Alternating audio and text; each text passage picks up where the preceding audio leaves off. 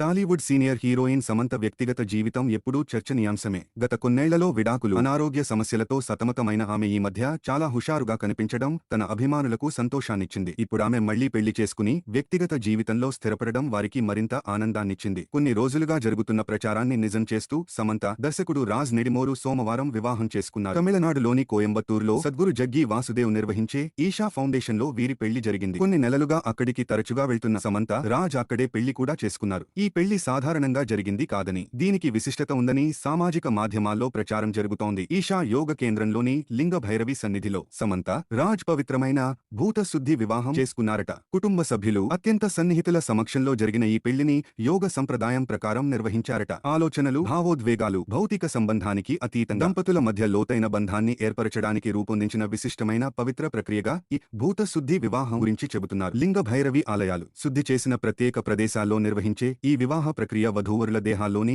పంచభూతాలను శుద్ధి చేస్తుందట. ఇలా పెళ్లి చేసుకున్న దంపతుల జీవితాల్లో సామరస్యం, శ్రేయస్సు, ఆధ్యాత్మికత వెల్లివిరిసేలా దైవానుగ్రహం పొందుతారట. సమంత, రాజ్ ఇద్దరికీ ఇది రెండో వివాహం. ఏ కలతలు లేకుండా ఈ బంధం సాగిపోయేలా ఇద్దరూ భూత శుద్ధి వివాహం చేసుకున్నట్లు తెలుస్తోంది.